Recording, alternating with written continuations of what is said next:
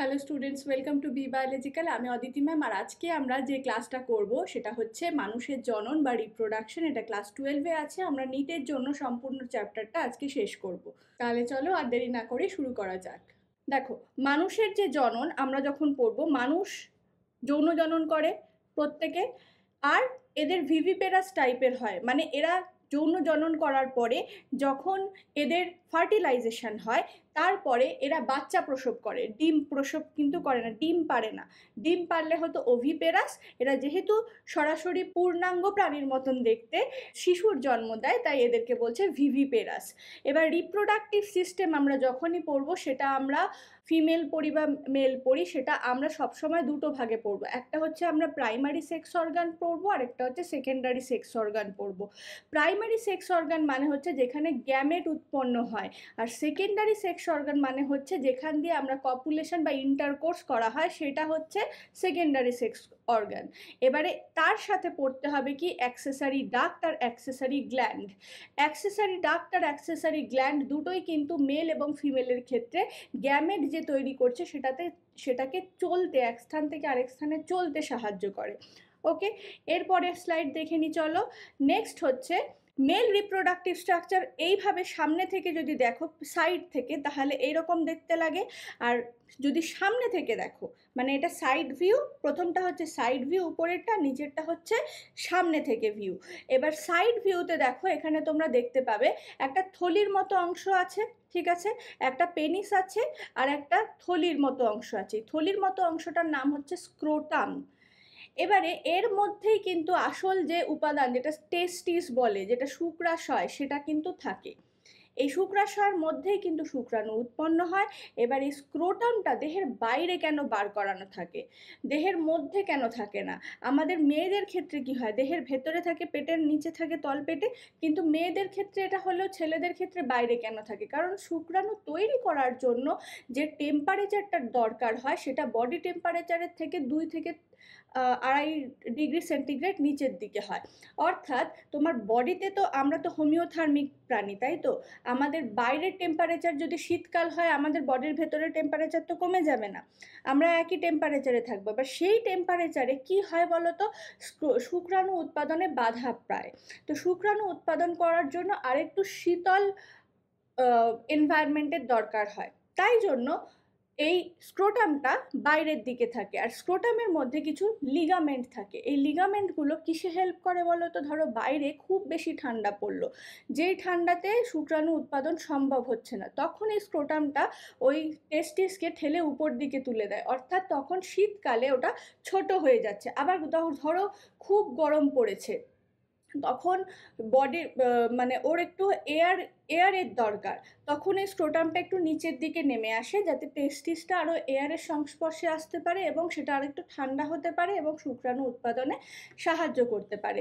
তো অলওয়েজ 2 থেকে 2.5 degree centigrade নিচের দিকেই থাকে। এবারে দেখো, এইটা যখন দেখো এই ছবিটা আমরা আরেকটু ভালো করে দেখবো। এখানে আমরা কি কি আছে দেখে নিই। ফার্স্টেই বলবো অ্যাক্সেসরি গ্ল্যান্ড দেখবো, ঠিক আছে?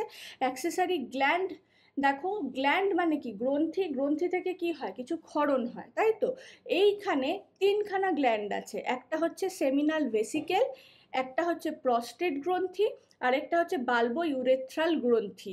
সেমিনাল ভেসিকেল আর বাল্বো ইউরেথ্রাল গ্রন্থি সবাই একটা পেয়ার, মানে এক জোড়া করে থাকে। এটা মাথায় রাখবে, এটা থেকে অনেক কোয়েশ্চেন আসে নিটে। আর প্রস্টেট গ্রন্থি কেবল একটাই থাকে, একটা প্রস্টেট গ্রন্থি, কিন্তু বাকি দুটো পেয়ারে আছে। এবার অ্যাক্সেসরি ডাক্টের ক্ষেত্রে, মানে যেটাকে বলছি নালী, নালী এখানে 4 ধরনের আছে, 4টে টাইপের আছে। ভাস ডিফারেন্স, এপিডিডাইমিস, ভাসা ইফারেন্সিয়া, রেটিটেস্টিস, আর এদিকে মূত্রজনন নালী। মানে এখানে কিন্তু ছেলেদের ক্ষেত্রে মূত্রনালী এবং জনননালী একটাই, সিঙ্গেল ওপেনিংয়ের মধ্যে দিয়ে যায়, তো এটাকে মূত্রনালী বা মূত্রজনন নালী বলে। এরপরে আসছি, দেখো এইখানটা তোমরা ভালো করে বুঝতে পারলে না তো, যে এইগুলো কি বলছি, এগুলোর নামগুলো কি, মানে এগুলো কি জিনিস, সেটা আমরা চলো এবার ভালো করে দেখে নিই। এবার যদি আমরা একটা টেস্টিসকে দেখি, ঠিক আছে, একটা সিঙ্গেল টেস্টিস, সাইড ভিউ দেখছি। সাইড ভিউতে দেখো এরকম একটা রাউন্ড শেপের টেস্টিস আছে। এই টেস্টিসের মধ্যে দেখো অনেকগুলো কম্পার্টমেন্ট আছে, দেখেছো? এই কম্পার্টমেন্টগুলো কত কত নাম্বারের হয় জানো? বইতে কি লেখা আছে? 250টা। 250টা এই কম্পার্টমেন্ট থাকে। এই কম্পার্টমেন্টগুলোকে বলা হয় টেস্টিকিউলার সেপ্টাম বা টেস্টিকিউলার কম্পার্টমেন্ট। এবারে এই টেস্টিকিউলার কম্পার্টমেন্টগুলোর ভেতরে দেখো ডাক্টের মতো, নালীর মতন আছে। এটা একটা থেকে একটাও থাকতে পারে, দুটোও থাকতে পারে, তিনটেও থাকতে পারে, মানে 1 2 3 এদের নাম্বার হয়। এদেরকে বলে সেমিনিফেরাস টিউবিউলস। ঠিক আছে? এই সেমিনিফেরাস টিউবিউলসগুলো দেখো প্রত্যেকটা কম্পার্টমেন্ট থেকে বেরিয়ে একটা একটা নালীতে, একটা জালকের মতো নালীর মধ্যে উন্মুক্ত হচ্ছে। এটাকে বলে রেটিটেস্টিস। মাথায় থাকবে। তার মানে প্রথমে সেমিনিফেরাস টিউবিউল হচ্ছে, টিউবিউল থেকে যাচ্ছে রেটিটেস্টিসে, রেটিটেস্টিস থেকে যাচ্ছে তারপর ভাসা ইফারেন্সিয়া। ভাসা ইফারেন্সিয়া হচ্ছে তারপরের পার্টটা, রেটিটেস্টিস গিয়ে উন্মুক্ত হচ্ছে ভাসা ইফারেন্সিয়াতে।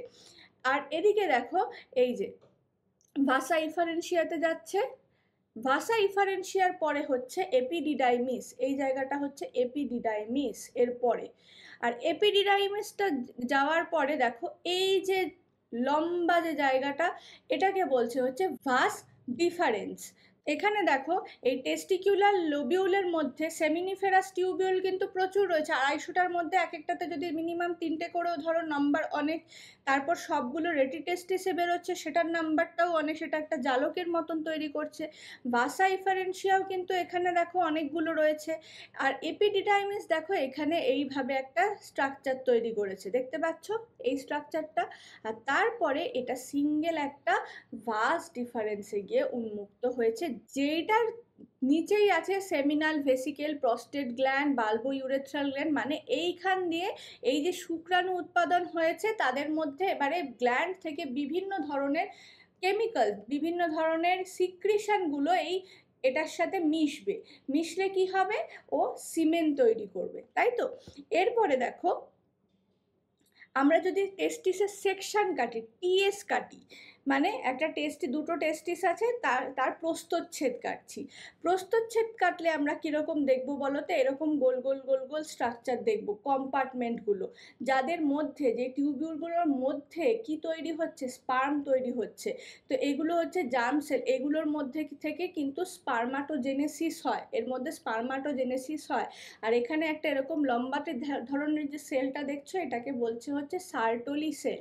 সার্টোলি সেলটা কিন্তু নারিশমেন্টে, মানে যে নতুন যে শুক্রাণুগুলো জন্মাচ্ছে, স্পার্ম যে জন্মাচ্ছে, সেই স্পার্মদেরকে নারিশ করছে, খাদ্য দিচ্ছে, তাদেরকে পুষ্টি সরবরাহ করছে। তাই জন্য এদেরকে আরেকটা নামেও ডাকা হয়, যেটাকে বলে নার্স সেল। তো এই হচ্ছে সার্টোলি সেলের কাজ। এবারে এটার চারপাশে দেখবে ইন্টারস্টিশিয়াল সেল। ঠিক আছে? এইগুলো হচ্ছে ইন্টারস্টিশিয়াল সেল, যার মধ্যে আবার এরকম একগুচ্ছ এরকম দ্বীপপুঞ্জের মতন কিছু সেল থাকে, যেগুলোর নাম হচ্ছে লিডিক সেল। লিডিক সেল থেকে টেস্টোস্টেরন খরিত হয়। বোঝা গেছে? তো এই হচ্ছে স্ট্রাকচার। কোনো সমস্যা নেই, খুব ভালো করে বুঝে গেছো, তাই তো? এবার আমরা পড়ব female reproductive structure. Female reproductive structure কি না? একটা জরায়ু আছে, দেখতে পাচ্ছ এখানে ছবিতে, এখানে একটা জরায়ু রয়েছে, আর দুধারে দুটো ডিম্বাশয় বা ওভারি রয়েছে। তার মানে একটা ইউট্রাস, জরায়ু মানে হচ্ছে ইংলিশ না, কথা হচ্ছে ইউট্রাস। ইউট্রাস একটা, আর দুখানা হচ্ছে এরকম, দেখো এখানে অরেঞ্জ কালারের গর্ভাশয় বা ওভারি। এবারে দেখো এখানে এই যে ওভারি, এখানে কি তৈরি হবে? গর্ভাশয়ের মধ্যে ডিম তৈরি হবে। এবার ডিমটা কিভাবে যাবে? এখান দিয়ে গিয়ে এইখানটাতে আসবে, ঠিক আছে? আর এটা হচ্ছে যোনি। এবারে দেখো এইখানে স্ট্রাকচারটা খুব ভালো করে, এই জরায়ু পরেই যে নালীর মতন অংশটা আছে, এটা হচ্ছে ডাক্ট, যেটাকে বলছে আমরা অ্যাক্সেসরি ডাক্টস রয়েছে, এইটা হচ্ছে ডাক্ট। এই ডাক্টের মধ্যে 3টে পার্ট আছে। প্রথমের পার্টটা হচ্ছে এই যে ছোট, এখানে দেখো আঙ্গুলের মতো ফিঙ্গার লাইক প্রজেকশনস আছে, যার এইগুলো হেল্প করে এখান দিয়ে যখনই একটা ডিম বেরোয় বা ওভাম বেরোয়, এগুলোকে ক্যাচ করে নেয়। তো এই ক্যাচ করার জন্য যে স্ট্রাকচার, সেটাকে বলছে হচ্ছে ফিমব্রি। ঠিক আছে? আর তারপরে এই ফিমব্রিটার পরে একটা ফানেল শেপের স্ট্রাকচার তৈরি হচ্ছে, সেটা হচ্ছে ইনফান্ডিবুলাম। এরপরে ইনফান্ডিবুলামের পরে একটা এরকম বেঁকানো অংশ তৈরি হচ্ছে। এইখানে লুমেনটা দেখবে, এটা বাকি অংশগুলোর থেকে এইটার থেকে কিন্তু চওড়া হয়। এই লুমেনটা ভেতরের যে অংশটা, ফাঁপা নালীর ভেতরের যে অংশটা, সেই লুমেনটা অ্যাম্পুলার ক্ষেত্রে ওয়াইডার হয়। এটা হচ্ছে অ্যাম্পুলা, এই পার্টটাকে বলে অ্যাম্পুলা। অ্যাম্পুলার ক্ষেত্রে এটা চওড়া হয়। তারপরের পার্টটা হচ্ছে ইসথমাস। ইসথমাসের ক্ষেত্রে এটা একটু সরু হয়। বোঝা গেছে? ক্লিয়ার? এরপরে এই নালীটা কোথায় এসে পড়ছে? এখানে দেখো জরায়ু বা ফান্ডাস। জরায়ুর এই অংশটাতে আবার 3টে লেয়ার থাকে। কি কি লেয়ার থাকে? এখানে থাকে হচ্ছে এন্ডোমেট্রিয়াম ভেতরেরটা। এই এন্ডোমেট্রিয়াম, এই যে দেখো এখানে ফিঙ্গার এরকম অংশ রয়েছে, এটা হচ্ছে একটা গ্ল্যান্ডিউলার এরিয়া। এইখানে এই অংশটাই যখন মেনস্ট্রুয়েশন সাইকেল হয়, সেই মেনস্ট্রুয়েশনের সময় এই পোর্শনটা কখনো কমে কখনো বাড়ে। প্রেগনেন্ট হলে গ্ল্যান্ডিউলার নেচারটা অনেক বেড়ে যায়, অনেক বেশি কোষ ওখানে উৎপন্ন হয়। আবার যখন মেনস্ট্রুয়েশন সাইকেল হয়ে যায় তখন এটা একদম পাতলা হয়ে যায়। তো এটা হচ্ছে সাইক্লিক চেঞ্জেস হয়। মেনস্ট্রুয়েশন সাইকেল যেভাবে হয় সেইভাবে এটা এই পর্দাটার আবরণটাও সাইক্লিক্যালি চেঞ্জ হয় মাসে মাসে। মাসের প্রত্যেকটা সময় এইটার আবরণটার মানে পুরুত্ব একই রকম থাকে না। এরপরে হচ্ছে মায়োমেট্রিয়াম। মায়োমেট্রিয়াম হচ্ছে এই মাঝের এই জায়গাটা। এইটা হচ্ছে একটা স্মুথ মাসেল দিয়ে তৈরি, ঠিক আছে? এইটা যখন চাইল্ড বার্থ হয়, যখন বাচ্চার জন্ম নেয়, তখন এটা জন্মানোর সময় এটাতে কন্ট্রাকশন হয় অনেক। এই যে ব্যথা, পেন ফিলিংটা, এই কন্ট্রাকশনটা, জরায়ুর যে কন্ট্রাকশন, সেইটা এই মায়োমেট্রিয়ামের মধ্যে হয়। এরপরে হচ্ছে পেরিমেট্রিয়াম। এই পেরিমেট্রিয়ামটা হচ্ছে জাস্ট বাইরের একটা পাতলা আবরণ, সেটার নামই হচ্ছে পেরিমেট্রিয়াম, ঠিক আছে? এরপরে আরেকটু নিচের দিকে নামি, এই জায়গাটাকে বলছে হচ্ছে সার্ভিক্স, ঠিক আছে? তারপরে হচ্ছে সার্ভিকাল ক্যানাল। এই সার্ভিক্স আর সার্ভিকাল ক্যানালে মিউকাস প্লাগ জন্মায় যখন বাচ্চা হয়, মানে যখন প্রেগনেন্ট থাকে মহিলারা, তখন যাতে ওটা প্রোটেক্টেড থাকে এই জরায়ুর মধ্যে, এর মধ্যে মিউকাসের প্লাগ সৃষ্টি হয়ে যায়। আর এই সার্ভিকাল ক্যানাল আর এই যে যোনি, যোনি মানে হচ্ছে ভাজাইনা, এইখানটা এটা হচ্ছে এটাকে বার্থ ক্যানালও বলে। এর মধ্যে থেকে বাচ্চা এখানে থাকে, বাচ্চা যদি বেরোয় এই পথেই বেরোবে। আবার এটা হচ্ছে এক্সটার্নাল জেনিটালিয়া, মেয়েদের ক্ষেত্রে এটা বাইরে, এটাকে বলে যৌনাঙ্গ। তো এখান দিয়ে কপুলেশনেও সাহায্য করবে, ঠিক আছে? কপুলেশন এদিক দিয়ে করবে, বার্থও এদিক দিয়ে করবে। এরপরে দেখো এক্সটার্নাল জেনিটালিয়ার কিছু ফিচার আছে। আমরা বাইরের যে যে যোনি, সেই যোনি বা ভ্যাজাইনা, সেটাতে কি কি কি পার্টস আছে সেটা চলো একবার দেখে নিই। প্রথমেই এখানে একটা ফ্যাটি কুশন লাইক স্ট্রাকচার থাকে, অনেক টিস্যু থাকে, আর সেটার মধ্যে অনেক হেয়ার থাকে, হেয়ারি স্ট্রাকচার। এটাকে মন্স পিউবিক বলে, যেখানে পিউবিক হেয়ার তৈরি হয়। মন্স পিউবিক হচ্ছে স্ট্রাকচারটার নাম। মন্স পিউবিকের এখানে মন্স পিউবিকের ঠিক নিচে এই যে দুটো পোর্শন, এটা সফট টিস্যু থাকে, একজোড়া সফট একটা টিস্যু থাকে যেটা যোনিটাকে কভার করে রাখে, সেটার নাম হচ্ছে লেবিয়া মেজরা। আর তার ভেতরে আরেকটা টিস্যু থাকে, এরকম কভারিং একটা লেয়ার থাকে, সেটাকে বলছে লেবিয়া মাইনরা। আর এইখানে একটা ঠিক ইউরেথ্রাল ওপেনিংয়ে, মানে যেখান দিয়ে মূত্রনালী কিন্তু মেয়েদের আলাদা হয়, ইউরেথ্রাল ওপেনিং আলাদা, ভ্যাজাইনাল ওপেনিং আলাদা। এটা ভ্যাজাইনাল ওপেনিং, এই জায়গাটা ভ্যাজাইনাল ওপেনিং, আর এটা হচ্ছে ইউরেথ্রাল ওপেনিং। ইউরেথ্রাল ওপেনিং এর ঠিক উপর দিকে একটা এরকম ছোট্ট জিনিস থাকে, সেটার নাম হচ্ছে ক্লিটোরিস, ছোট্ট একটা ফিঙ্গার লাইক প্রজেকশন। এই দুটো জায়গায় দুটো গ্রন্থি থাকে, গ্ল্যান্ড থাকে, যাদের নাম হচ্ছে বার্থোলিন গ্ল্যান্ড অথবা বাল্বোভেস্টিবিউলার গ্ল্যান্ড। তাহলে বুঝতে পেরেছিস কি কি অংশ থাকে একটা মেয়েদের বাইরের যৌনাঙ্গে। নেক্সট আমরা যাব হচ্ছে গ্যামেটোজেনেসিস দেখব। টেস্টিসের মধ্যে কি করে গ্যামেট উৎপন্ন হয়, এটা এনসিআরটির ছবি। এনসিআরটিতে দেখবি এরকম একটা ছবি আছে, সেই ছবিটাতে স্পষ্ট দেখা যাচ্ছে যে কিভাবে স্পার্মাটোজোয়া, স্পার্মাটিড এগুলো তৈরি হচ্ছে। এটা হচ্ছে একটা সেমিনিফেরাস টিউবিউল, যে বললাম সেমিনিফেরাস নালিকা, টেস্টিসের ভেতরে থাকে, তার ভেতরে তৈরি হয় হচ্ছে স্পার্ম। এই স্পার্মগুলো তৈরি হচ্ছে কি করে সেটার পথ দেখাচ্ছে, আমি পুরো ডিটেলসে বোঝাবো, এত তাড়াহুড়োর কিছু নেই। তাহলে প্রথমে প্রসেসটা আমরা একবার দেখে নিই। প্রসেসটা কি হচ্ছে, এই ছবিখানায় দেখবি, এই যে ছবি, এই ছবি অনুযায়ী দেখ, প্রথমে যে বাইরের যে গাত্রটা আছে এটা এইভাবে নিচের দিকে যাবি, ঠিক আছে, মানে এই ওয়েতে যাবি, এখান থেকে এইভাবে যাবি, আমি সেইভাবেই এখানে লিখেছি প্রসেসটা। তো প্রথমে বাইরের যে গা, এই যে বাইরের আবরণ, এইখানটাতে মাল্টিপ্লিকেশন ফেজ হচ্ছে। এই মাল্টিপ্লিকেশন ফেজ হওয়া মানে হচ্ছে মাইটোটিক্যালি সেলটা ডিভাইড করছে। তার মানে এখানে 2n ছিল, এই যে কোষগুলো তৈরি হলো এরাও 2n, আর এদেরকে বলা হচ্ছে স্পার্মাটোগোনিয়া, ঠিক আছে। এই স্পার্মাটোগোনিয়া এবারে কি হবে, গ্রোথ ফেজে যাবে, ওরা গ্রো করবে, ঠিক আছে, এদের পুষ্টি দরকার, পুষ্টি নিয়ে এরা গ্রোথ ফেজে যাবে। সেখানে এরা প্রাইমারি স্পার্মাটোসাইট তৈরি করবে, এখনো কিন্তু গ্যামেট তৈরি করেনি, এখনো মাইটোটিক্যালি ডিভাইড করছে, এখনো 2n। গ্রোথ হয়ে গেল, এই গ্রোথ হওয়ার পরেই এরা ম্যাচিউরেশন ফেজে যাবে, যেখানে এদের মিওটিক্যালি ডিভাইড করবে। মিওটিক্যালি ডিভিশনে আমরা কি জানি, যে মিওটিক ডিভিশনে NN এরকম ভাবে হয়, তাই তো, এই জিনিসটা হয়।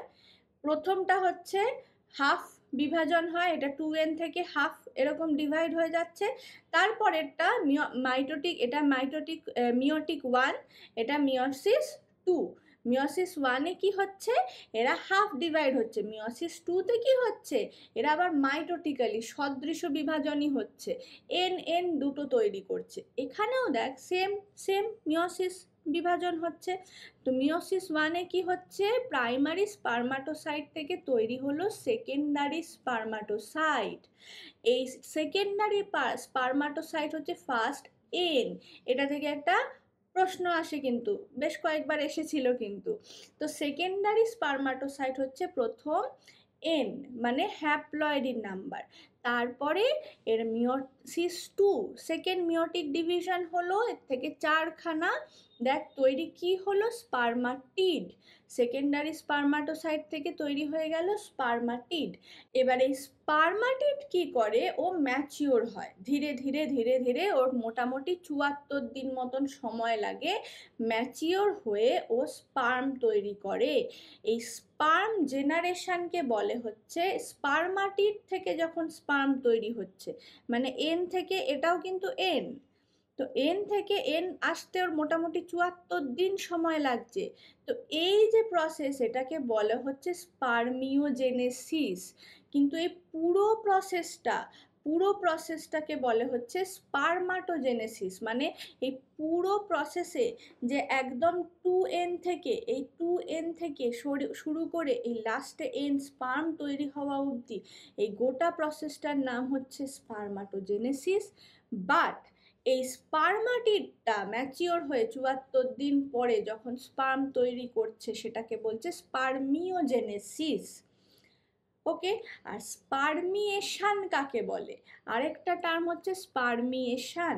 এটা হচ্ছে এই স্পার্ম তৈরির পরেও ওরা সার্টলি কোষের মধ্যে থাকে, যেখানে ওরা নিউট্রিশন নেয়, ওরা ম্যাচিওর হয়, তারপরে ম্যাচিওর হওয়ার পরে ওরা রিলিজ হয় সার্টলি সেল থেকে।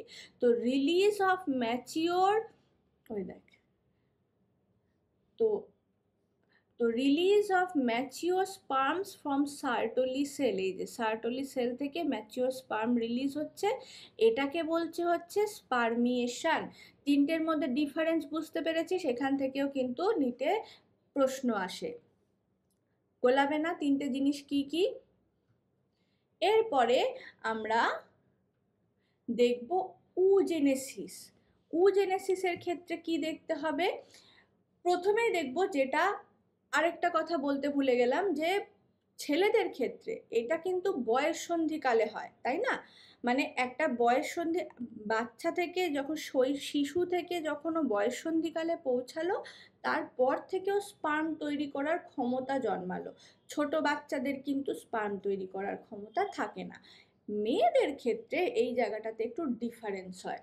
এটা একটা ডিসকন্টিনিউয়াস প্রসেস। প্রথমে একদম একটা ফিমেল যখনই জাইগোট তৈরি হলো, প্রথম মাসের যে জেস্টেশন পিরিয়ড, যখন সে মায়ের পেটের মধ্যে আছে, সেই সময় ওদের প্রায় এতখানা প্রাইমারি ফলিকল তৈরি হয়ে যায়।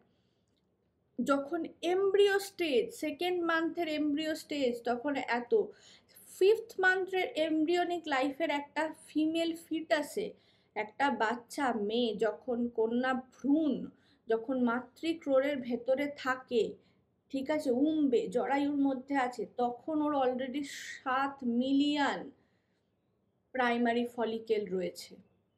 এই প্রাইমারি ফলিকেলগুলো কি হয়, সবাই তো 7 মিলিয়ন কিন্তু থাকে না। যখন ও জন্মায় তখন মোটামুটি 7 থেকে ম্যাক্সিমাম ডিজেনারেট করে যায়, যেটাকে বলে আট্রিসিয়া। ডিজেনারেট করে যাওয়ার পরে মোটামুটি 2 মিলিয়ন প্রাইমারি ফলিকল থাকে। আর যখন পিউবার্টিতে যায়, মানে যখন বয়ঃসন্ধিকালে যায়, যখন সে এগ রিলিজ করতে থাকে, মানে যখন যেই সময় থেকে ও ডিম উৎপাদন করছে, যখন ফার্টিলাইজেশনের প্রবাবিলিটি থাকে, ফার্টিলাইজেশন হয়ে প্রেগনেন্ট হওয়ার চান্স থাকে, সেই পিউবার্টি স্টেজে তখন ওদের প্রাইমারি ফলিকেলের নাম্বার হচ্ছে 60 থেকে 80। মানে সে 7 মিলিয়ন থেকে সব নষ্ট হতে হতে মোটামুটি 60 থেকে 80 primary follicle at the time of puberty ওর মধ্যে রয়েছে, একটা মেয়ের মধ্যে। তাই জন্যই এই 60 থেকে 80টাও কিন্তু তারপর ধীরে ধীরে প্রত্যেক মাসে যে ওভিউলেট করছে, তার মধ্যে অনেক গুলো প্রাইমারি ফলিকেলের মধ্যে একখানা করে কিন্তু ডিম উৎপন্ন হতে পারছে। তাই জন্য মেয়েদের একটা সময় পরে মেয়েরা কিন্তু আর ডিম্বাণু উৎপাদন করতে পারে না।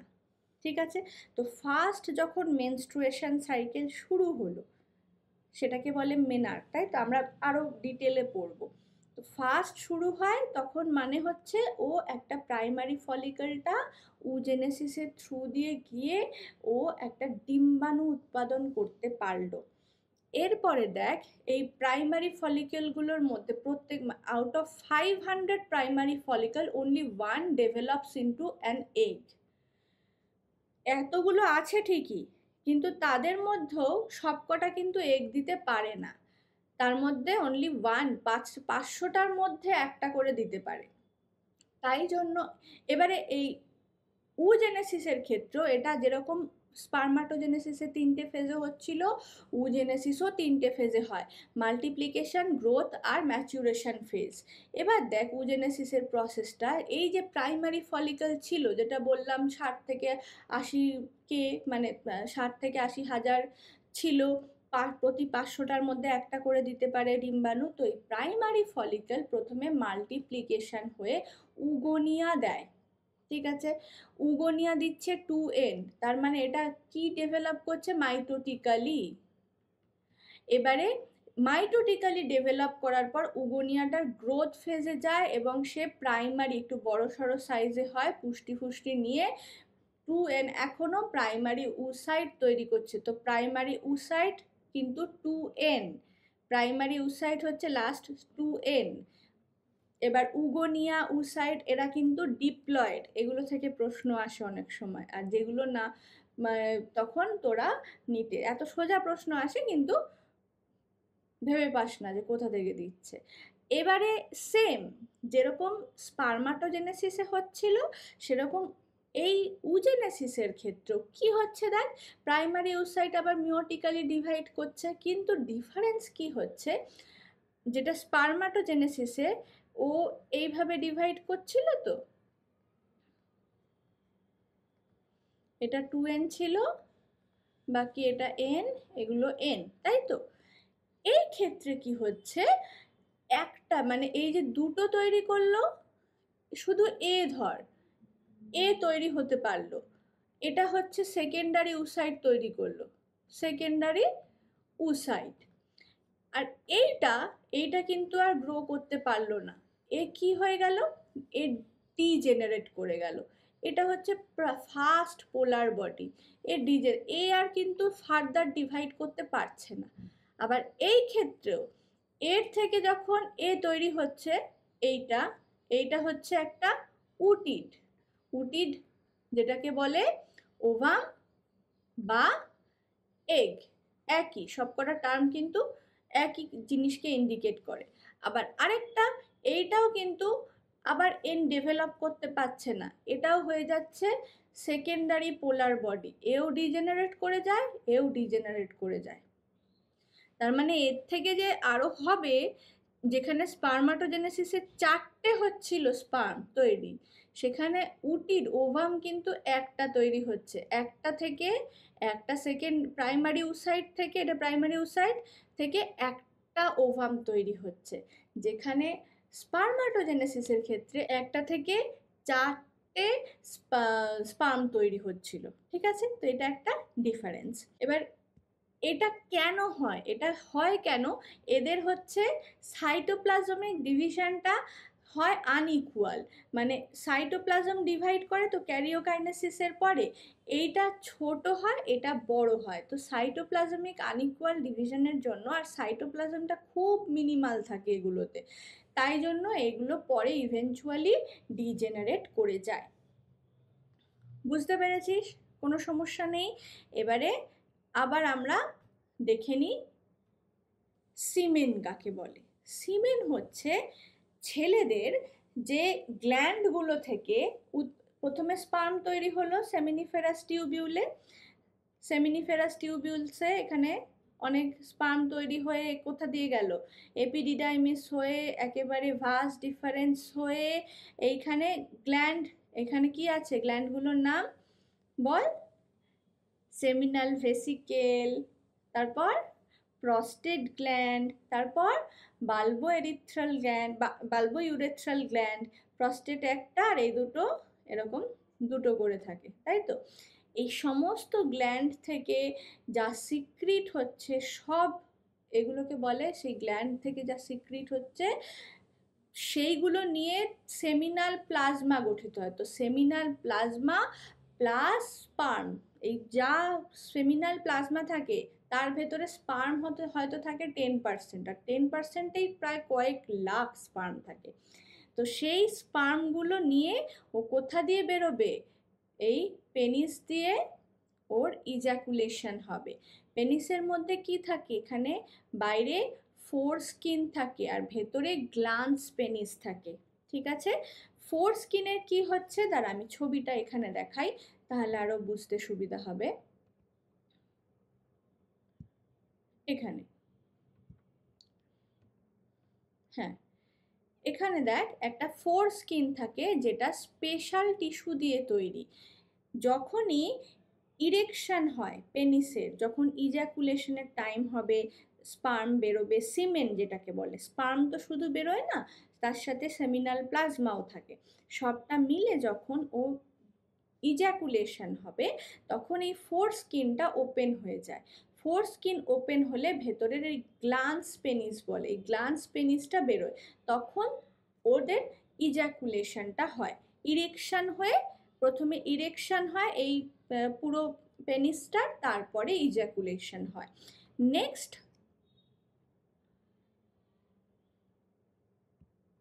তাহলে মোটামুটি এই অবধি বুঝেছিস। এবারে আমাদেরকে হরমোনটা দেখতে হবে, এটা নিয়ে এই 2024-এও এক প্রশ্ন এসেছিল, তো প্রতিবারই একটা আধটা করে মোটামুটি প্রশ্ন, আর রিপ্রোডাক্টিভ ইউনিটটা থেকে, স্পেশালি এই চ্যাপ্টারটা থেকে প্রত্যেক বছর প্রচুর প্রশ্ন আসে। তো আমরা মেলের ক্ষেত্রে আমরা হরমোনাল কন্ট্রোলটা দেখে নিই। কি হচ্ছে এফএসএইচ, ফলিকল স্টিমুলেটিং হরমোন, কি করছে জার্মিনাল এপিথেলিয়ামকে স্টিমুলেট করে। স্টিমুলেট করলে এরা কাকে স্টিমুলেট করে, এরা অ্যাগেন জার্মিনাল এপিথেলিয়াম যখনই ওই সেমিনিফেরাস টিউবিউলসের যেখানে থাকে সেই জায়গাটা, সেই কম্পার্টমেন্টগুলোকে স্টিমুলেট করলে ওর ভেতরে যে সার্টলি কোষগুলো থাকে তারাও স্টিমুলেটেড হয়। আর এই সার্টলি সেল যখনই স্টিমুলেটেড হয় কার দ্বারা, এফএসএইচ হরমোনটার দ্বারা। কি তৈরি করে? অ্যান্ড্রোজেন বাইন্ডিং প্রোটিন বা এবিপি, অ্যান্ড্রোজেন বাইন্ডিং প্রোটিন আর ইনহিবিন তৈরি করে। ইনহিবিন এরা ফিডব্যাক রেগুলেশন দেয়, আর অ্যান্ড্রোজেন বাইন্ডিং প্রোটিন কি করে? ওরা অ্যান্ড্রোজেনের সাথে বা মেল হরমোনের সাথে বাইন্ড করতে সাহায্য করে।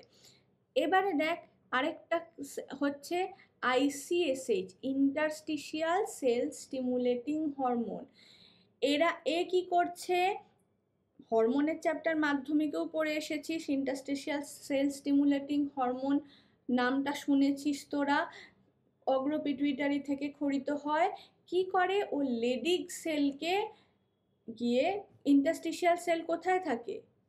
এইখানে। এই ছবিটা আরেকবার দেখে নে, এই ছবিটা দেখলেই মাথায় ঢুকে যাবে। এই যে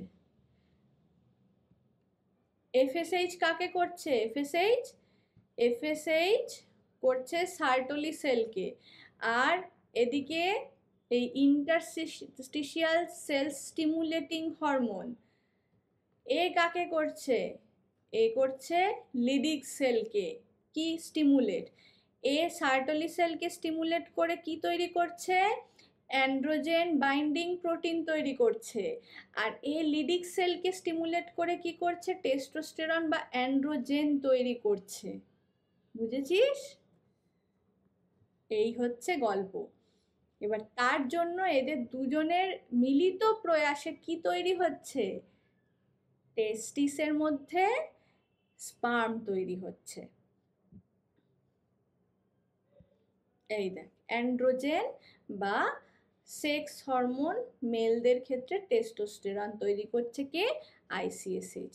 বুঝেছিস কে কাকে স্টিমুলেট করছে? শুধু মনে রাখবি এফএসএইচ সার্টোলিকে করছে, আইসিএসএইচ লিডিককে করছে। এফএসএইচ সার্টোলিকে করে এবিপি দিচ্ছে, আইসিএসএইচ লিডিককে স্টিমুলেট করে অ্যান্ড্রোজেন দিচ্ছে।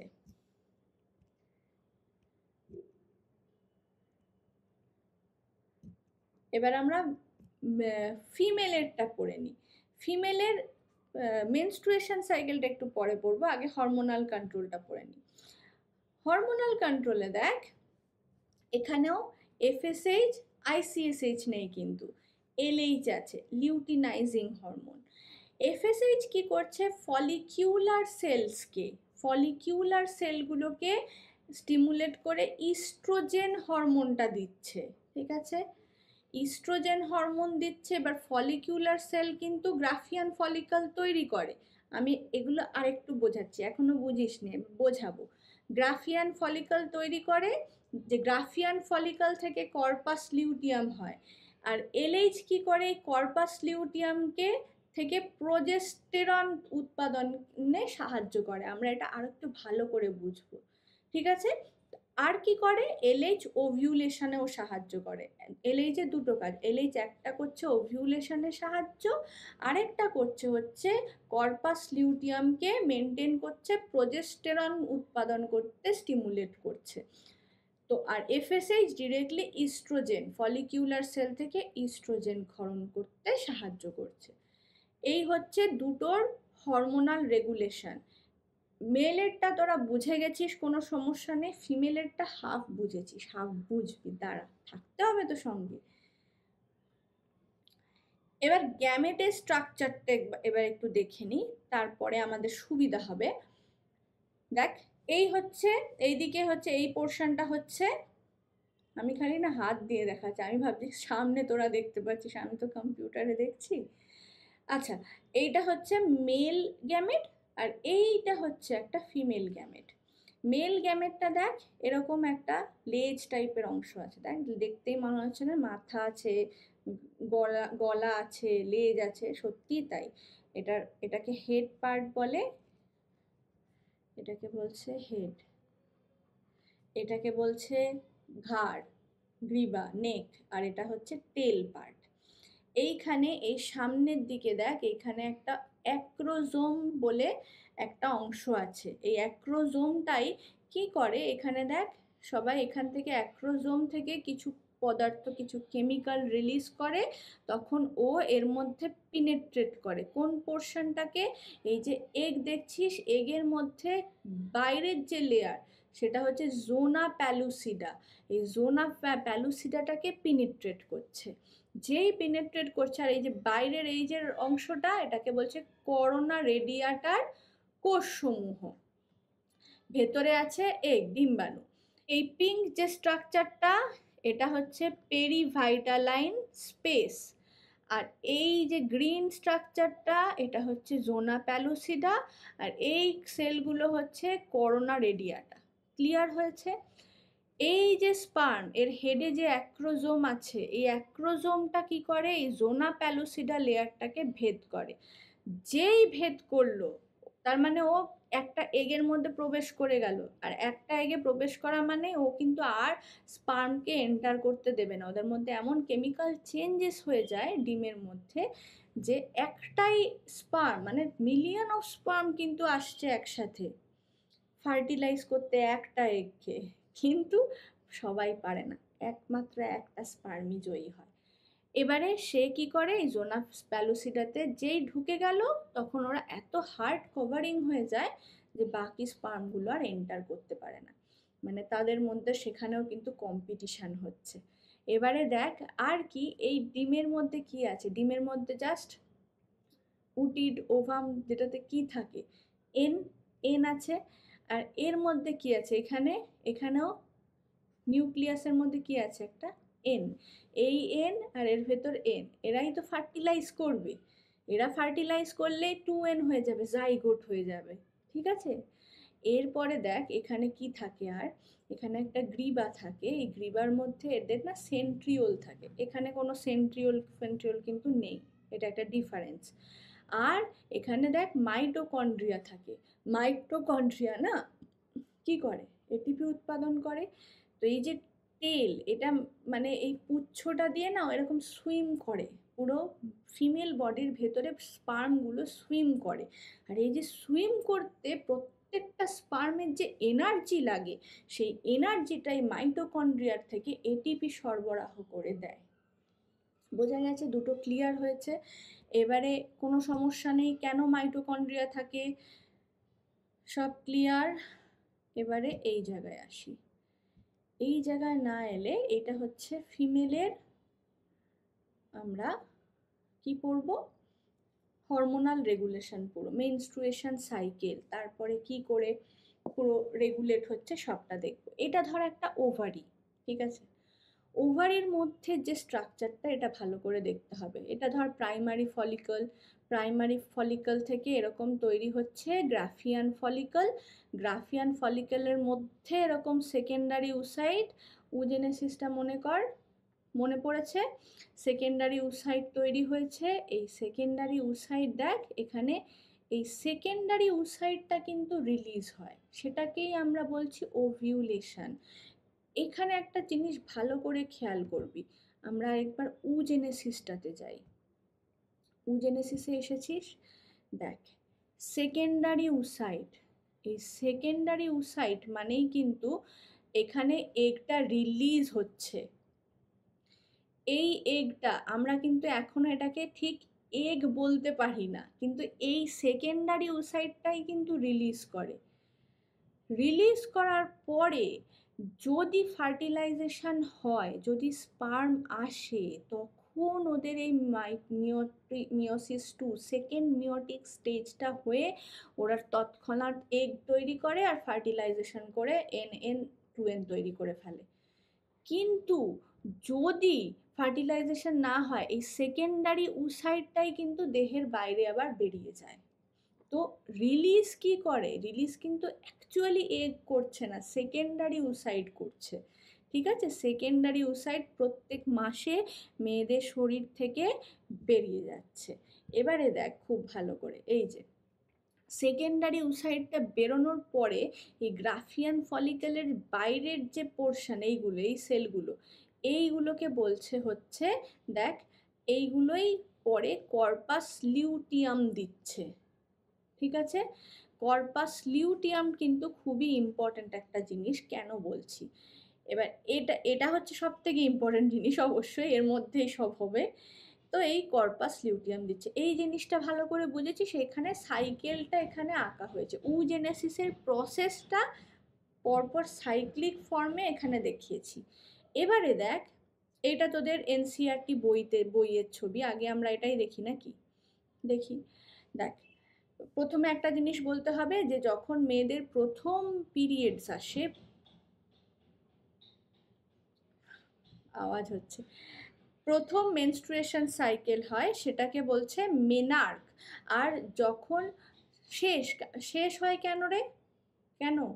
কারণ মেয়েদের ক্ষেত্রে ওই যে 60,000 থেকে 80,000 মতন প্রাইমারি ফলিকল থাকে, যেগুলো থেকে প্রত্যেক মাসে মাসে করে একটা করে বেরোচ্ছে এগ, তো সেগুলো তো শেষ হয়ে যায় প্রাইমারি ফলিকল। তাই জন্য মেয়েদের একটা এজের পরে মেনোপজ আসে, মানে আর তখন ওর মধ্যে শরীরে আর প্রাইমারি ফলিকল নেই যে সেকেন্ডারি উসাইট তৈরি করবে, যে রিলিজ হবে শরীর থেকে, ঠিক আছে? তাই জন্য স্টপ হয় মেনস্ট্রুয়েশন সাইকেলের, মানে সে তখন আর সেই মহিলা ফার্টাইল নয়, ঠিক আছে? ফার্টিলিটি তার আর নেই, কারণ তার এগ তৈরি আর হয় না, তো সেটাকে বলে হচ্ছে মেনোপজ। আর প্রথম শুরু যেটা, সেটা হচ্ছে মেনার্ক। তো এখানে দেখ, এই যে ছবিটা ভালো করে বুঝবি, প্রথমে এই জায়গাটা রজস্রাবীয় দশা, মানে মেনস্ট্রুয়েশন ফেজ। মেনস্ট্রুয়েশন ফেজে কি হয়, রজস্রাব হয়। মেনস্ট্রুয়েশন হচ্ছে মেয়েদের শরীর থেকে ভাজাইনা দিয়ে রক্ত বেরোচ্ছে, তাই তো? এবার রক্তটা কেন বেরোয়, ওই যে সেকেন্ডারি উসাইড রিলিজ করেছিল, ফার্টিলিটি হয়নি ওর, ফার্টিলাইজেশন হয়নি, ওর কোনো স্পার্মের সাথে আসেনি, তাই জন্য ওকে শরীর থেকে বেরিয়ে যেতে হবে। এবার ও তো শরীর থেকে বেরোচ্ছে, তার সাথে কি হচ্ছে, তার সাথে ওর বডিও তো বলছে যে না প্রেগনেন্সি আসেনি। আমাদের বডি কিন্তু এই দিকটা মাথায় রাখবি, যা হয় প্রেগনেন্স হওয়ার জন্য হয়, মানে প্রেগনেন্ট হলে কি হবে সেই জন্য। এবার প্রেগনেন্ট যেহেতু হয়নি, স্পার্মের সাথে আসেনি, অ্যাটাচ হয়নি, তাই জন্য ওকে বেরোতে হবে, মানে আগে থেকে কি তৈরি করেছিল এখানে দেখ, এই যে এই ছবিটা বলেছিলাম না, রজস্রাবের সাথে এই এন্ডোমেট্রিয়ামটা লেয়ারটার ঘনত্ব পুরুত্বটা বাড়ে কমে। ধর এখানে এগটা এসেছে, এগ ফার্টিলাইজ হয়নি, ওকে তো বেরোতে হবে, তার মানে ওর এখানে কোনো বসছে না, এখানেও এখানে কেন এরকম পুরু হয়ে যায় জানিস তো, যদি ফার্টিলাইজেশন হয় তাহলে যাতে সেই ফার্টিলাইজড জাইগোটটা এসে এখানেও ইমপ্লান্ট করতে পারে, ভ্রূণটা যাতে এখানে আটকে যেতে পারে, আটকে গিয়ে ওর র্যাপিড আরও সেল ডিভিশন হয়, পুরো ভরিয়ে দেয়, ভরিয়ে দিয়ে ওখানে একটা প্রোটেক্টিভ লেয়ার স্ট্রাকচার দেয় এখানে পেটের মধ্যে। তো তার ফলে কি হয়, বাচ্চা যেহেতু প্রেগনেন্ট হলো না, যেহেতু ওর ফার্টিলাইজেশন হয়নি, তাই জন্য ওকে বেরিয়ে যেতে হবে। এবার বেরিয়ে যখন যাবে, এই যে লেয়ারটা তৈরি করেছিল এটাকেও তো খসে যেতে হবে, এটাও তো আবার পুরো চলে যাবে। তো এই যে লেয়ারটা অ্যাকচুয়ালি ওই যে ব্লাড বেরোয়, মিউকাস বেরোয়, সবই হচ্ছে এন্ডোমেট্রিয়াম লেয়ারটা, ও আবার ডিজেনারেট করে, ও পুরোটা বেরিয়ে যায়। ডিম তো একটাই, ওই সেকেন্ডারি উসাইড তো একটা ছোট্ট মাইক্রোস্কোপিক জিনিস, তার বেরোনোর জন্য তো 5 দিন ধরে মহিলাদের পিরিয়ডস হতে হয় না, মেনস্ট্রুয়েশন সাইকেল হতে হয় না। অ্যাকচুয়ালি কেন হয়, যে এই যে এন্ডোমেট্রিয়ামটা ওগুলো সব বেরিয়ে যায়, ঠিক আছে?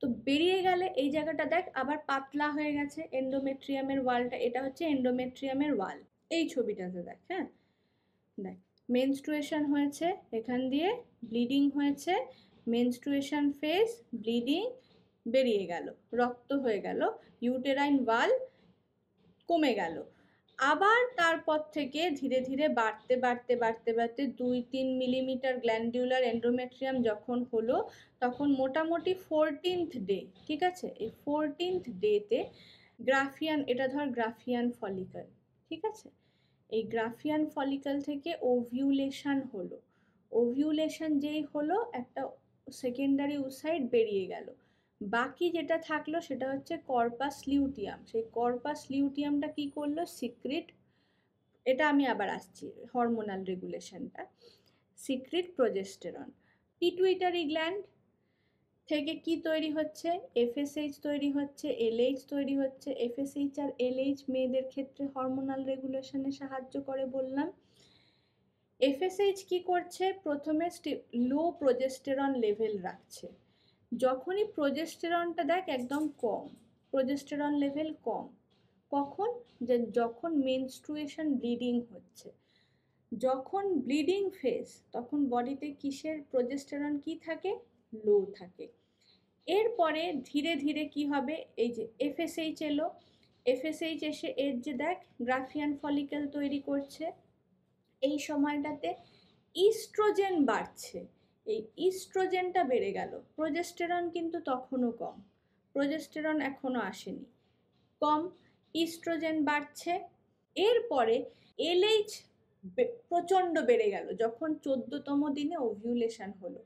যদি 28 দিনের সাইকেল ধরি, মাঝখানে 14 দিন, তো 14th ডে, তো 28 দিনের সাইকেলে যদি মাঝে 14th ডে মানে ওভিউলেশন স্টেজ হচ্ছে, ঠিক আছে। ওভিউলেশন যখনই হচ্ছে তখন কি হচ্ছে বলতো, এলএইচটা প্রচণ্ড বেড়ে যাচ্ছে, এলএইচ সার্জ যেটাকে বলে। তো এই এলএইচ সার্জ যখন হচ্ছে তখন ওভিউলেশন হচ্ছে, আর তখন ওভিউলেশন হওয়ার পর গ্রাফিয়ান ফলিকেলের বাকি যে পার্ট যেটাকে বলে কর্পাস লিউটিয়াম, সেই কর্পাস লিউটিয়ামটা থেকে প্রচুর প্রজেস্টেরন তৈরি হবে। কেন প্রচুর প্রজেস্টেরন তৈরি হয়, যদি এই ওভিউলটা, যদি কোনোভাবে ওভিউলটা ফার্টিলাইজ হয়, তাহলে এই হাই প্রজেস্টেরনটা ফার্টিলাইজড এগটাকে ভেতরে জরায়ুর গাত্রে রোপণ করতে, ইমপ্লান্টেশন করতে সাহায্য করবে। কিন্তু যদি ফার্টিলাইজ না হয়, তখন এই যে প্রজেস্টেরনটা কর্পাস লিউটিয়ামের দিয়ে ছিল, সেইটা আবার ধপ করে নেমে যায়, আর যেই নেমে যায় তখনই কিন্তু আবার ঘুরে এই সাইকেলটাই, যে প্রজেস্টেরন নেমে গেছে, আবার মেনস্ট্রুয়েশন সাইকেল শুরু হয়ে যায়। তার মানে ও ওয়েট করছে, এই 14 দিনের পরে পরের যে 14 দিন, এটাকে বলছে হচ্ছে লিউটিয়াল ফেজ। প্রথমে মেনস্ট্রুয়েশন ফেজ, তারপরে ফলিকিউলার ফেজ, যেখানে কি হচ্ছে, এই ফলিকলটা তৈরি হচ্ছে, গ্রাফিয়ান ফলিকল। তারপরে হচ্ছে 14th ডেতে ওভিউলেশন, তারপরে ওভিউলেশনের পরে কর্পাস লিউটিয়াম দিয়ে হচ্ছে লিউটিয়াল ফেজ।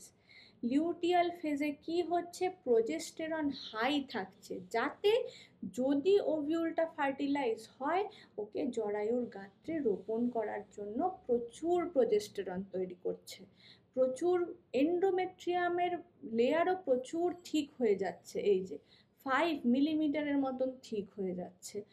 কিন্তু যদি ফার্টিলাইজ না হয়, মানে আমি এক্ষুনি বললাম সমস্ত মানুষের বডিটা প্রিপেয়ার করছে, যদি ফার্টিলাইজ হয় তাহলে কিভাবে হবে, কিন্তু যদি না হয় তখন, তখন এটাই ধপ করে এই প্রজেস্টেরন আর সিক্রিট করবে না, ও কর্পাস অ্যালবিকান্স তৈরি করবে, যখন কর্পাস অ্যালবিকান্স থেকে ওর আর ডিজেনারেট করে যাবে, ও প্রজেস্টেরন আর তৈরি করবে না, আর ওভিউলেশনের যে ওভামটা সেকেন্ডারি সাইড বেরিয়েছিল সেটাও বেরিয়ে যাবে, তো আবার ঘুরে চলে আসবে কেউ কোথায়, মেনস্ট্রুয়েশন সাইকেলে। তো এই জায়গাটাতে কোনো সমস্যা আছে তোদের হরমোনটা বুঝতে, এলএইচ এর ফাংশন বুঝতে, এফএসএইচ এর ফাংশন বুঝতে? কোনো সমস্যা নেই। কখন কখন কে বাড়ছে কে কমছে সেটাও বুঝতে সমস্যা নেই। প্রেগনেন্ট না হলে কি হবে, কিভাবে মেনস্ট্রুয়েশন সাইকেল হচ্ছে, পুরো ক্লিয়ার। এবারে গল্পটা হবে যে প্রেগনেন্ট হলে কি হবে। ধর প্রেগনেন্সি এসে গেছে, কখন আসবে সেটা দেখি। মানে প্রেগনেন্সি হলে তার মানে হাই প্রজেস্টেরন লেভেল কিন্তু মেনটেন হবে, এই যে এন্ডোমেট্রিয়ামের থিকনেস 5 মিলিমিটার দেখাচ্ছে, এটা আরও বেশি বেশি করে ঠিক হতে থাকবে, তখন আর মেনস্ট্রুয়েশন ফেজ হবে না। এরপরে দেখে নে, এরপরে আসি ফার্টিলাইজেশন হলে কি হবে। তো প্রথমে গ্যামেট তৈরি করে, তারপরে গ্যামেটের ইজাকুলেশন হয়, গ্যামেট বেরোচ্ছে, মেলের স্পার্মটা বাইরে, শরীরের বাইরে বেরোচ্ছে, আর ফিমেলের ওভামটা ওভাম যে তৈরি হচ্ছে সেটাও ওভারি থেকে বেরোচ্ছে। তারপরে ফার্টিলাইজেশন হচ্ছে। ফার্টিলাইজেশন হওয়ার পরে কি ঘটনা হচ্ছে সেটা হচ্ছে এই তিনটে ঘটনা। একটা হচ্ছে ইমপ্লান্টেশন, একটা 2 নাম্বার হচ্ছে জেস্টেশন, 3 নাম্বার হচ্ছে পার্চুরেশন বা জন্ম, বার্থ। ইমপ্লান্টেশন মানে রোপণ, জরায়ুর গাত্রে সেই ভ্রূণের রোপণ। জেস্টেশন মানে যতক্ষণ সেই ভ্রূণটাকে সে পেটের মধ্যে জরায়ুর মধ্যে ধরে রাখছে সেটা হচ্ছে সেই জেস্টেশন পিরিয়ড। আর পার্চুরেশন মানে হচ্ছে তারপরে সেই ভিভিপেরাস ওয়েতে শিশুর প্রসব। এই তিনটে হচ্ছে আফটার ফার্টিলাইজেশন ইভেন্ট। এবারে দেখ কিভাবে হয়। স্পার্ম ভ্যাজাইনার মধ্যে দিয়ে যায়, সার্ভিক্স দিয়ে ইউট্রাসের ভেতরে ঢুকলো। ইউট্রাসে ঢুকে ওকে এই যে এই পাত, এই ছবিটা যদি দেখিস,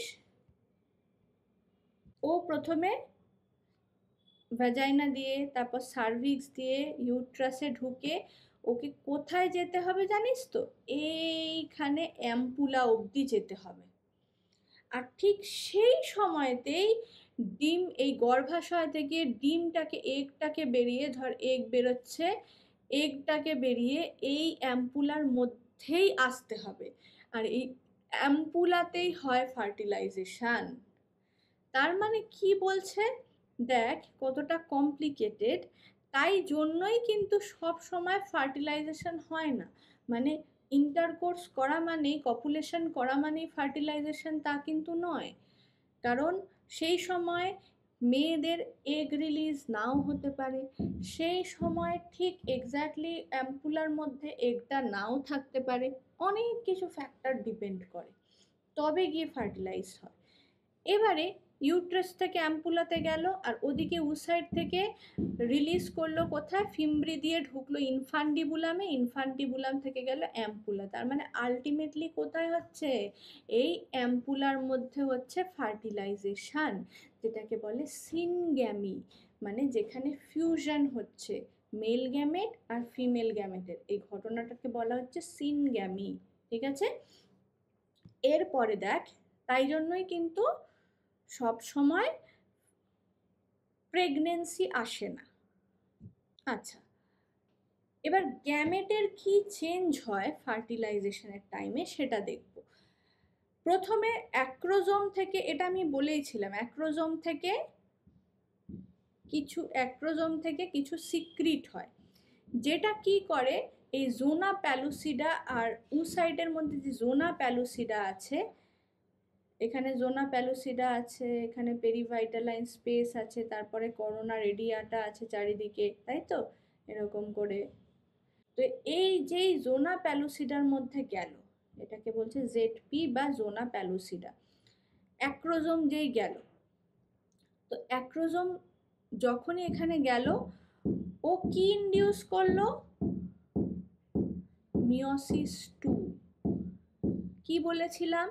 সেকেন্ডারি উসাইট থাকে, উসাইট রিলিজ হয়, সেকেন্ডারি উসাইট রিলিজ হচ্ছে, তখনও কিন্তু ওভাম হয়নি।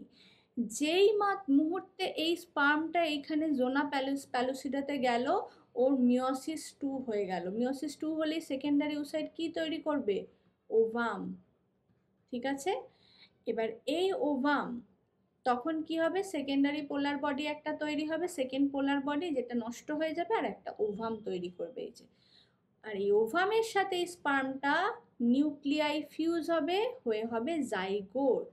জাইগোট হচ্ছে ফার্স্ট মানে ওর জাইগোট হওয়া মানেই সঙ্গে সঙ্গে ফার্টিলাইজেশন হয়ে গেছে, জাইগোট হয়ে গেছে, মানে তোমার এই সময়টাতেই কিন্তু চাইল্ডের কি সেক্স হবে সেটা ডিটারমাইন্ড হয়ে গেল। ঠিক আছে?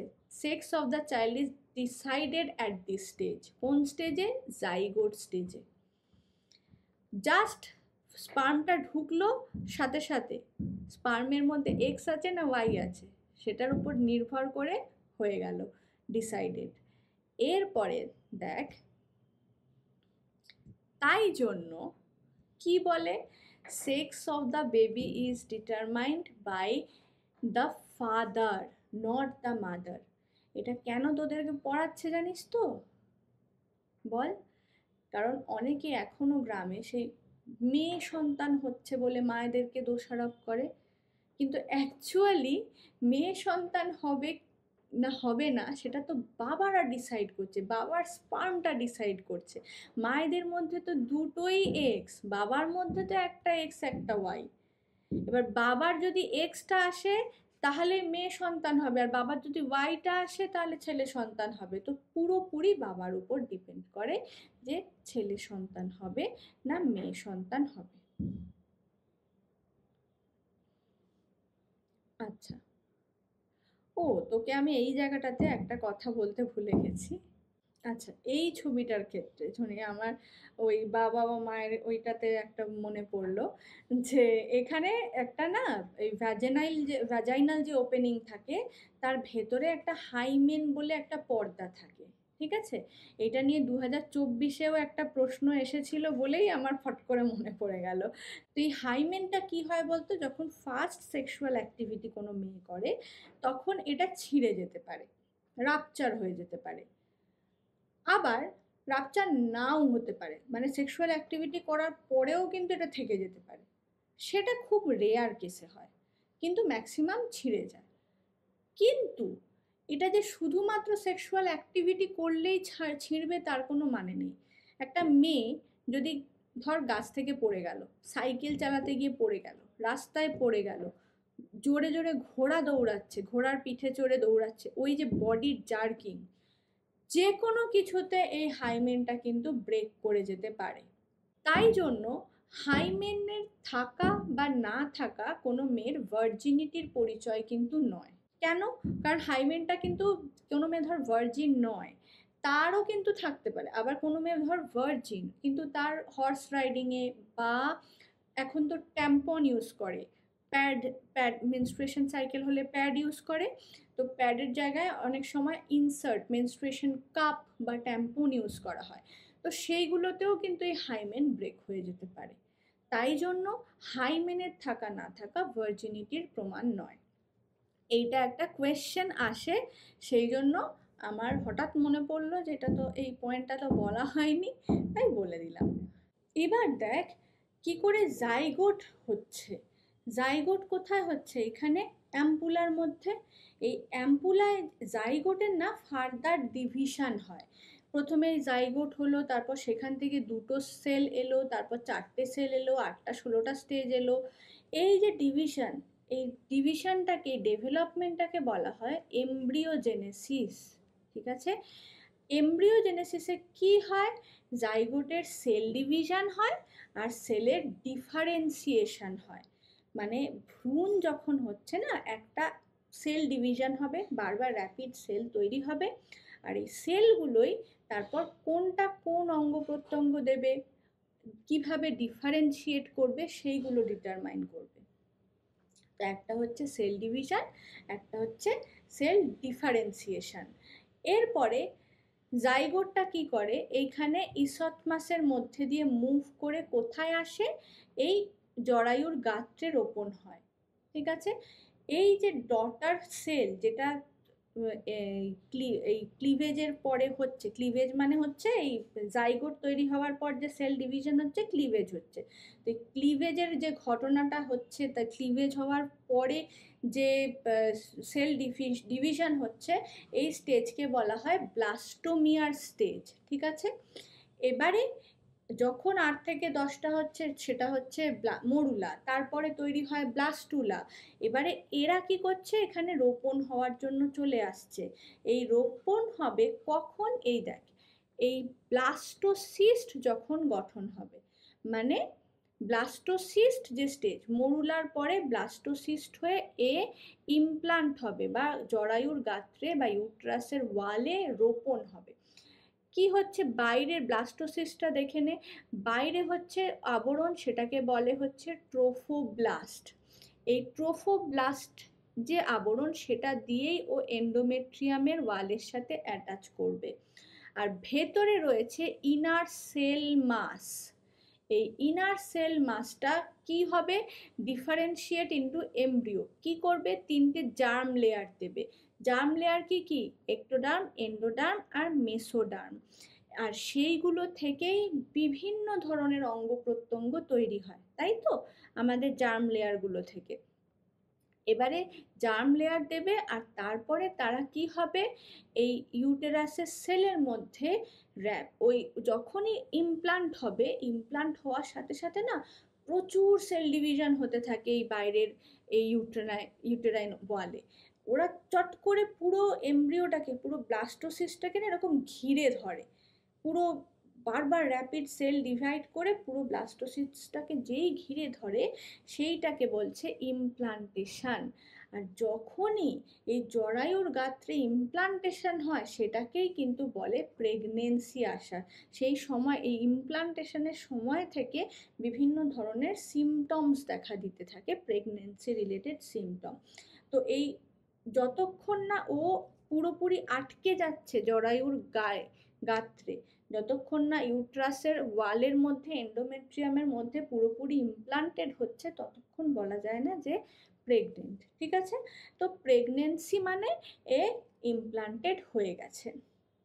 এবারে এই ইনার সেল মাসে এখানে একটা পড়তে হবে, এই ইনার সেল মাসের মধ্যে যে সেলগুলো থাকে, যারা যে তিনটে জার্ম লেয়ার দিচ্ছে বললাম, এক্টোডার্ম, এন্ডোডার্ম আর মাঝখানে মেসোডার্ম, তাই তো, এই তিনটে জার্ম লেয়ার দিতে পারে বলে এই যে ইনার সেল মাসটাকে এমন কিছু কোষ থাকে যারা বিভিন্ন ধরনের অঙ্গ প্রত্যঙ্গ দিতে পারে। মানে ধর একটা সেলকে তুই নিচ্ছিস, তার থেকে তুই চাইলে একটা বেশ অনেকগুলো অঙ্গ তুই একটা সেল থেকে অঙ্গ জেনারেট করতে পারছিস।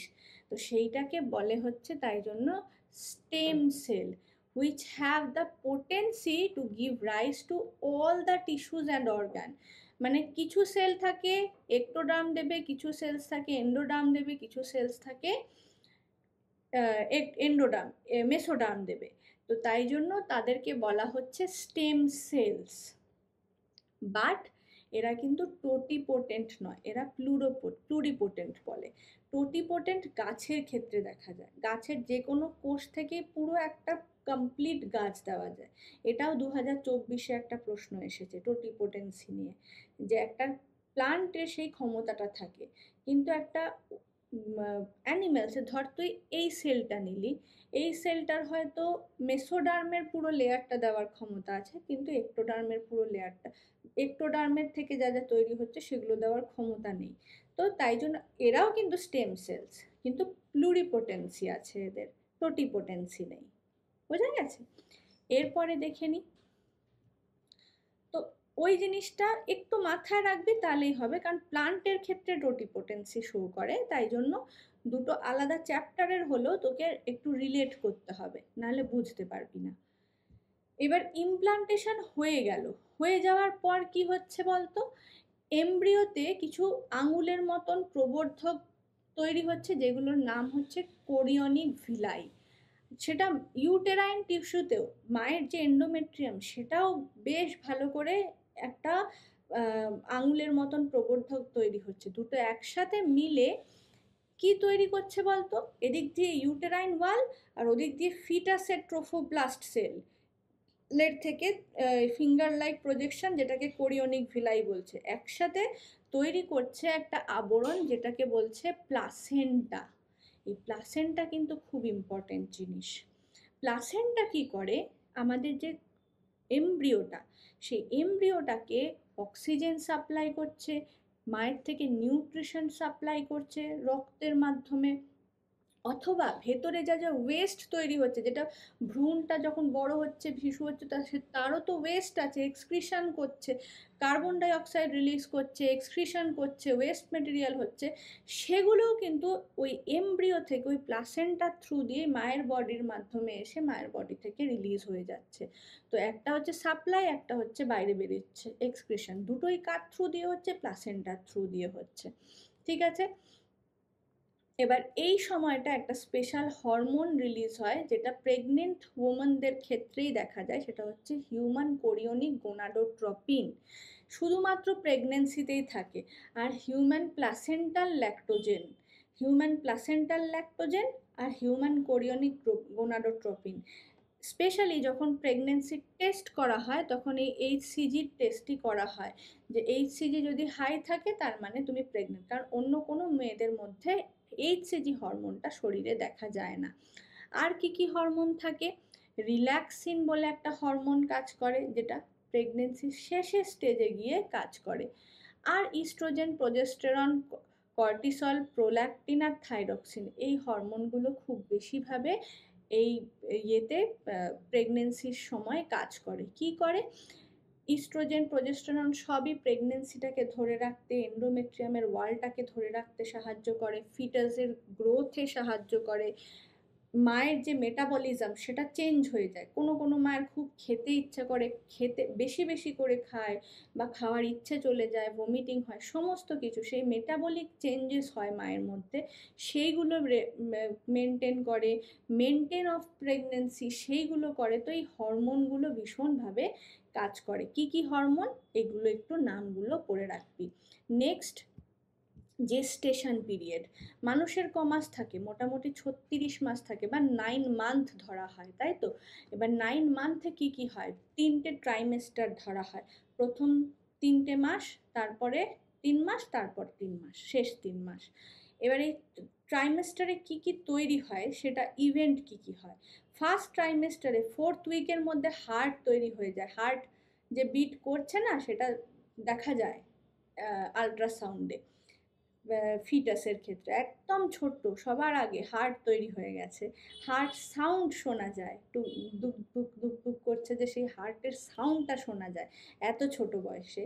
তারপরে 8 মাসের সময় থেকে ধীরে ধীরে অঙ্গ প্রত্যঙ্গ, ছোট ছোট লিম্ব তৈরি হয়, ঠিক আছে? তারপরে এই 12 মাস, যখন 8 মাস বলছি, 8 সপ্তাহ, তারপর 12 সপ্তাহ গিয়েতে তৈরি হয় মেজর অর্গান সিস্টেম, সব তৈরি হয়ে যায়, ইনক্লুডিং জেনিটাল অর্গান।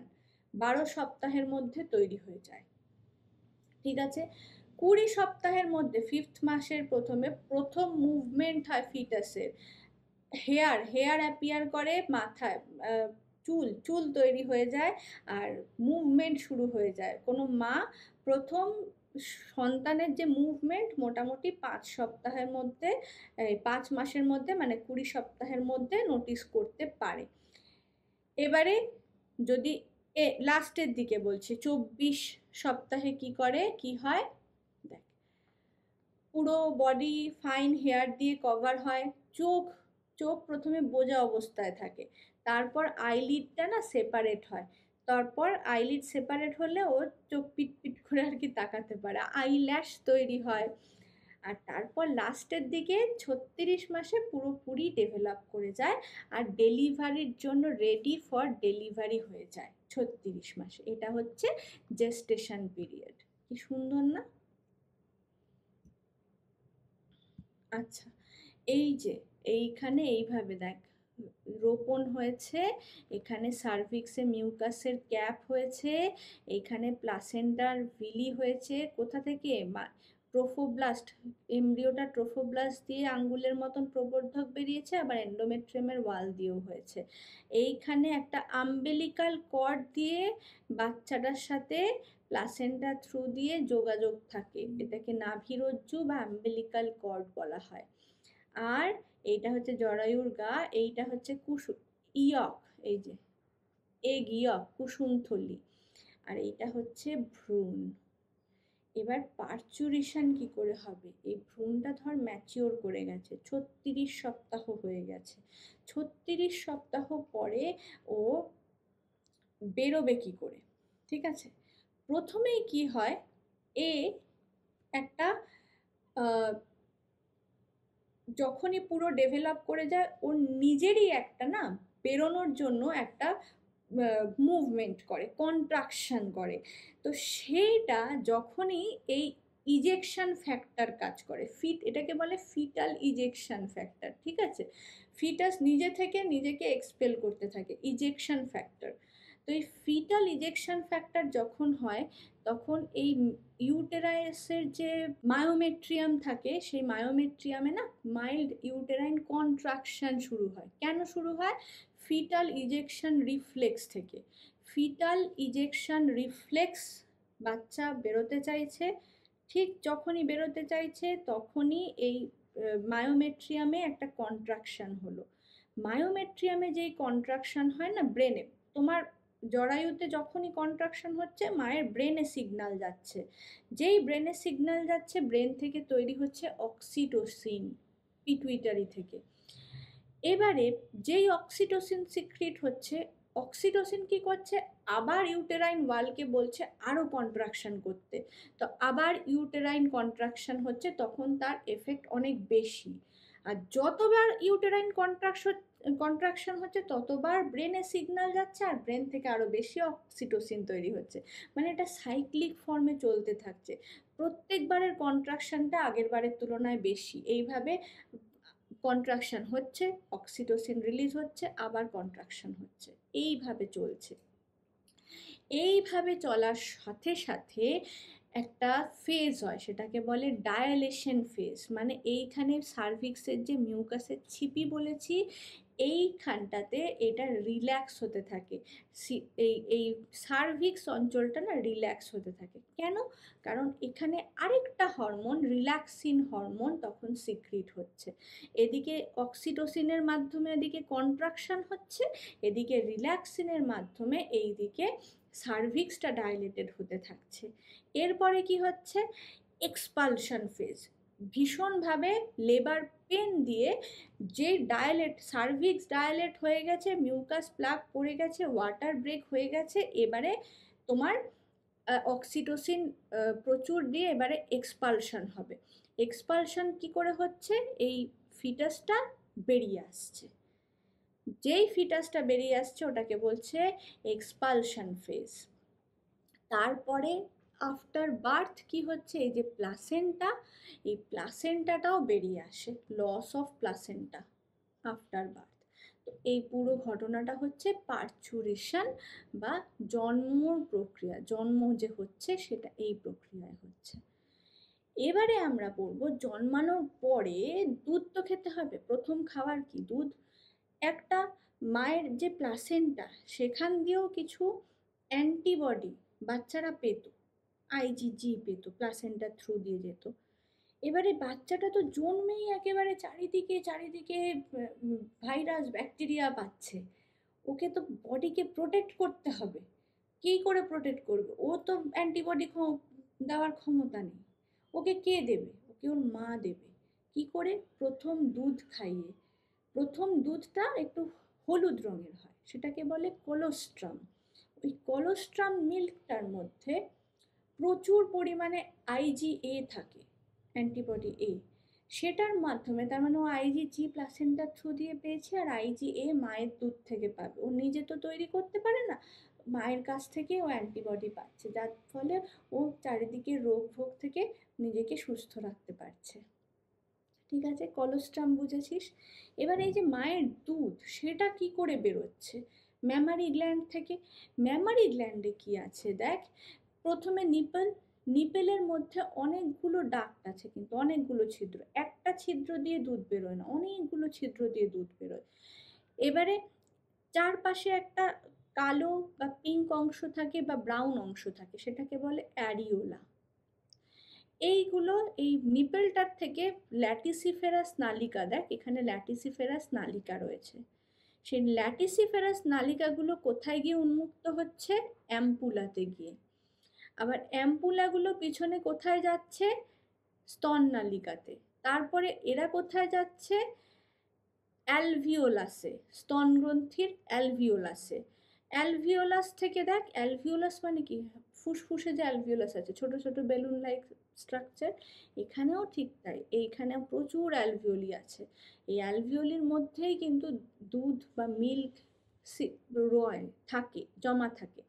এখান থেকেই এইগুলো এই পথটার মাধ্যমে প্রত্যেকটা ছিদ্র দিয়ে মিল্ক বেরোতে শুরু করে, আর বাচ্চা এখানে সাক করে সেই মিল্কগুলোকে খেতে পারে। এটাই হচ্ছে ল্যাকটেশন। আর সাথে এই ম্যামারি গ্ল্যান্ডে প্রচুর পরিমাণ ফ্যাট থাকে। এবারে এই হচ্ছে এই ম্যামারি গ্ল্যান্ড, আর এই হচ্ছে এর ল্যাকটেশন, যেখানে কলোস্ট্রামটা খুব ভালো করে পড়তে হবে, যেখানে আইজিএ ওকে প্যাসিভ ইমিউনিটি দিচ্ছে বাচ্চাটাকে। ঠিক আছে? মিল্কের মধ্যে সমস্ত মিনারেল থাকে, ল্যাকটোজ থাকে, অয়েল ড্রপলেট থাকে, কেসিন প্রোটিন থাকে, যার মাধ্যমে একটা বাচ্চা তার নিজের পুষ্টি সাধন করে। তো এই চ্যাপ্টারটার এই হচ্ছে শেষ। এরপরে কি করতে হবে বুঝে নিয়েছিস। এরপরে এনসিইআরটি বইটা খুব ভালো করে পড়বি, তারপরে প্রচুর প্রচুর এমসিকিউ প্র্যাকটিস করবি, তাহলে দেখবি এই চ্যাপ্টারটা থেকে আর কোনো ডাউট থাকবে না। আশা করি চ্যাপ্টারটা খুব ভালো করে বুঝে গেছিস, আর কোনো সমস্যা নেই।